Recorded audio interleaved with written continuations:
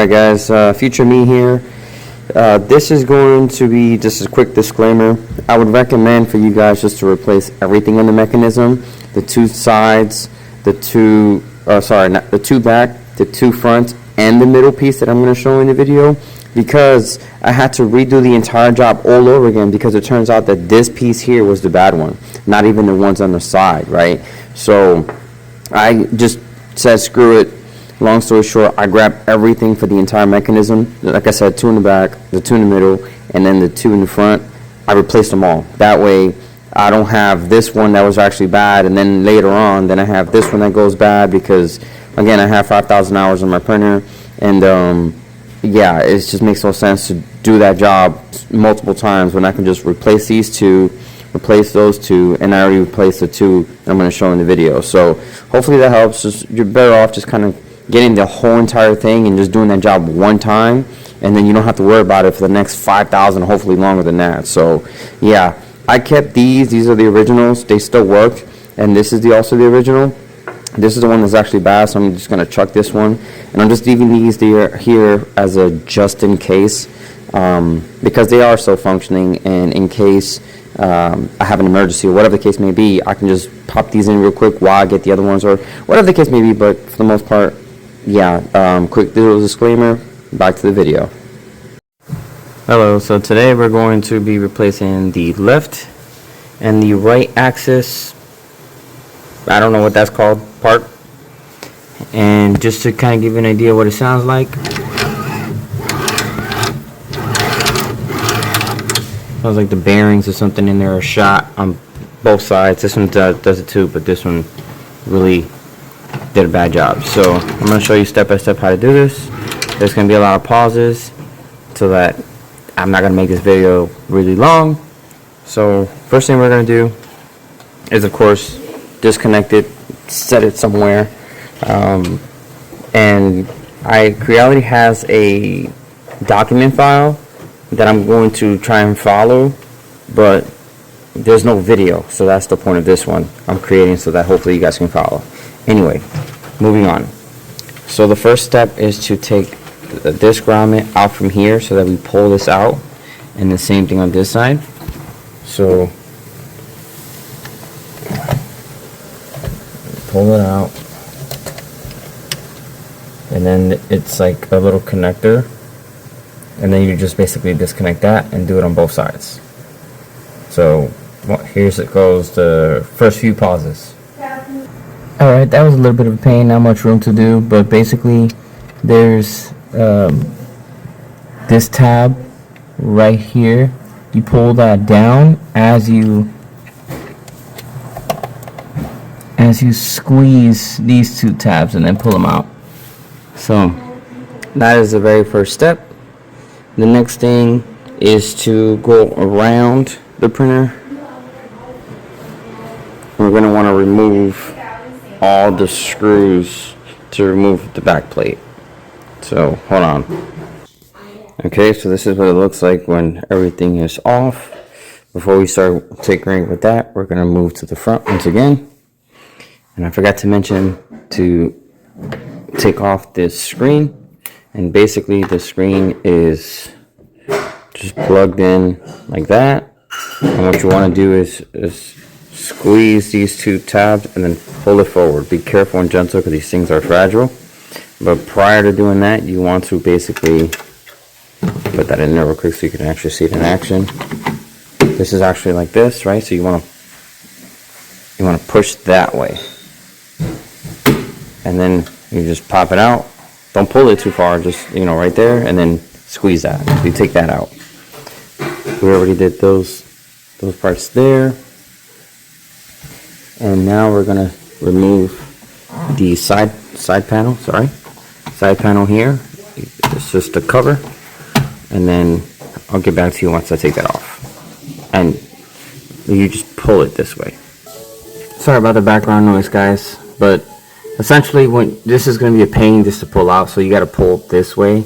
There's little tabs here, and it makes it really hard, so I just try to stick my fingers up top and try to like pry it out a little bit, and then just go to the end here and just kind of like push it like this. Really hard to do, but not too bad at the same time. It is going to make a very loud clicking noise, so just be mindful of that. It's not like you're breaking it. So from here, we're going to have to disconnect quite a few cables, right? Let me verify and make sure which ones, and then I'll get back to you. Okay, so it looks like we're going to have to disconnect this cable right here, this one right here. Come on, focus. Then we're going to take the Ethernet cable out. These two connectors here. There's one connector right here, and then this one here. It also shows that I have to take off these zip ties. There's one there, and then there's one right here. I'm not sure yet. I'm going to disconnect this, and I'm not going to take that off just yet, because I just want to keep it tidy for now. So I'm going to go ahead and remove that, and then I'll get back to you. Alright, so it looks like I missed a step. This is the cover that goes for the LED light. It's like this. I literally just went on this end, this end right here. Come on, focus. And I just pulled it down, and it just kind of popped out. Then you have this wire right here. It has like a little bit of goop. I used my nail to kind of scrape it off, and then I pulled it gently just to kind of get that out of the way. So that's one of the other things that I forgot to mention, but essentially to put it back, it looks like you just would slide it back in there in this direction.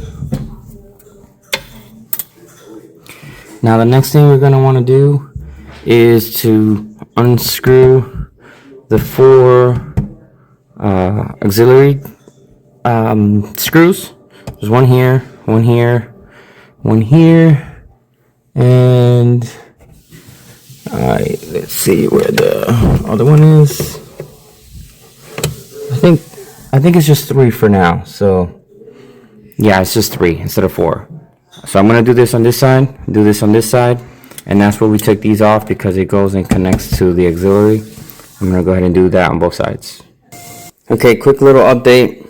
I think moving forward for you guys, since this has become a pretty big job, find something you can use. This is like a foot sander thing that was broken. Just anything that you can use with the mallet, and just do it from the front. Oh, sorry. Do it from the front, because I basically went like this and I whacked it instead of the back. So don't do anything in the back. Make it easier for you guys and just do it right here in the front. You can hit it here, and then you hit it. Maybe flip the printer the other way if you're right-handed, and then just hit it this way. And the same thing with the front. Just kind of put it over here and kind of whack it, because the front seems to be weaker as far as the adhesive. So now it gives me something to actually wedge in there and just do the battle that I already showed you. So again, I'm going to come back and give you an update onto this part here. Hopefully there's nothing there, but I'm going to go really slow here and then just see what happens. I managed to kind of use a trim tool for woodworking just to make it work, and I got that small piece down here, right? And then once you do it, you can kind of see it's coming apart with the little adhesive that they use. Now, I don't know how I'm going to put this back, because clearly it's not going to stick on the right way. So I don't know if I'm going to lose the capability of doing heating. Maybe I'll probably just use magnets to kind of hold it real tight in place. This side panel is extremely flexible and strong, which is good. Looks like they thought ahead, so good job, Creality, on that. Because I am, hold on. Hold this, thank you. Over here. I am literally putting a ton of force to pull it out, and then just kind of wedge this in there and pry. You will more than likely scratch up your machine, since this is a big repair. But me personally, I don't care. I just want the thing to work. So you have to just kind of go all the way around. I'm trying to see if I can get the top first, and I am really tugging on this and using a lot of force to get this out. So I'm using the sharp end. It's not really too sharp, it's a little dull, to kind of separate the glue from the panel. And let me tell you, this is a lot of force that I'm applying to try to get this out. Like I said, this panel here is a good thing. They made it pretty strong. I did notice that once I let it go, it does want to fall into place, so that's also a good thing. So whenever I do clean this up, none of this is tacky anymore. Maybe I can put some more after the fact. I might get something on Amazon or probably update you guys in the comment. But yeah, this definitely has to be another way to adhere this back on there. So let me get this at least this side panel off, and I'll get back to you guys. All right, side panel off. Quick little update. I do recommend still taking these off because when you try to pry it, it comes off on the tabs here first on the sides, and for whatever reason, this top part here in the front, it gets caught here, so you can't actually pull it out all in one piece.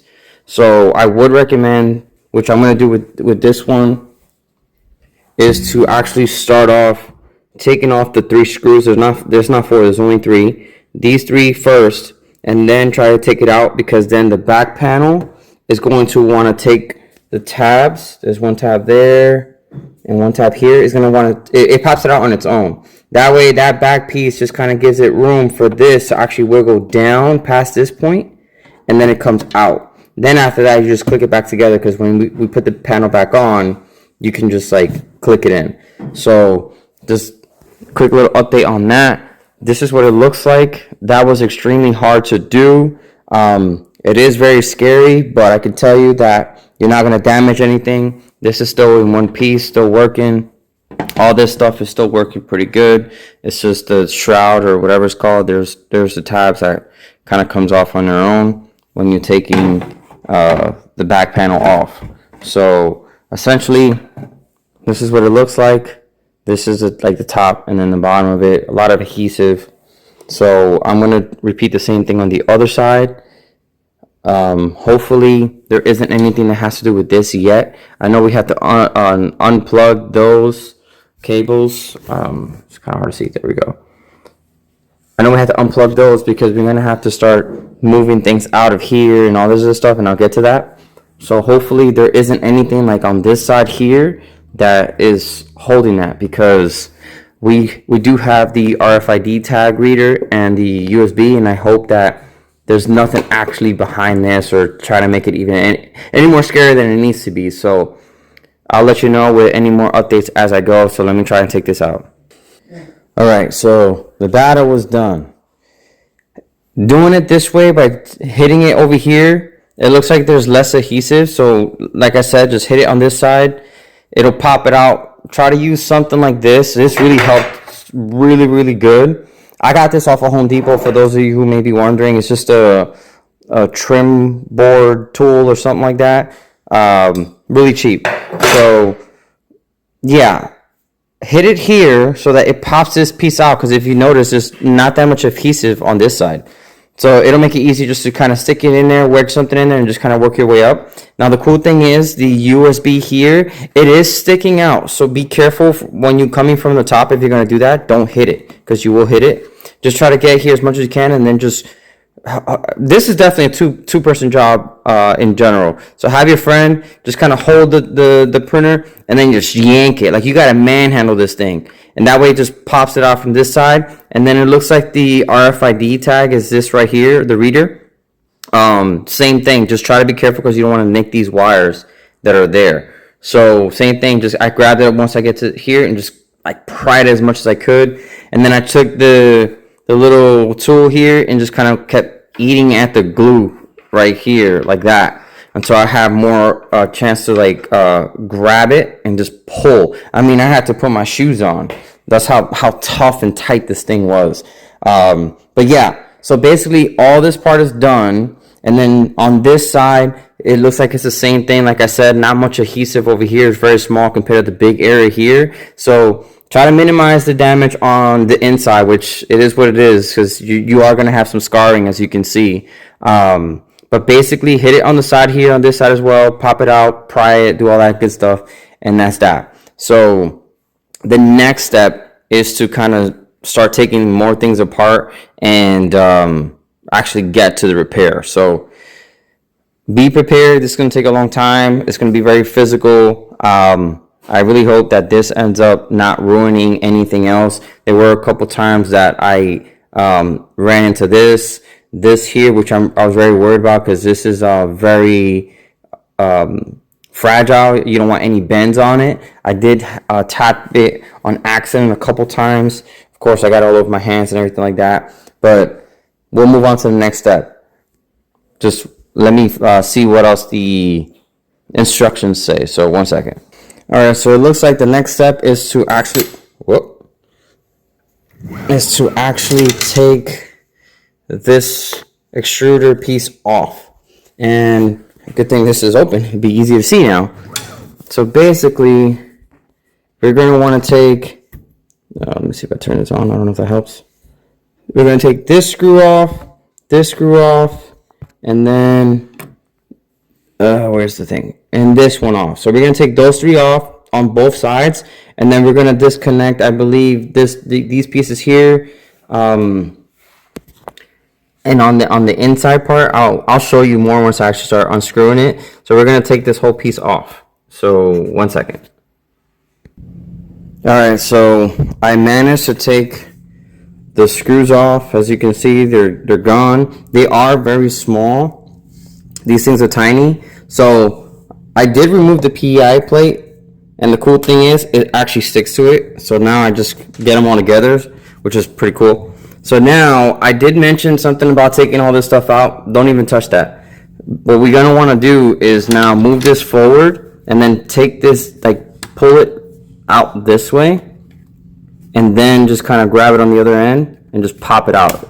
Right, so this pops out. So now that you take that out, this is the part that I was talking about where you would have to take the cables out. So we got to unplug these here, unplug these here.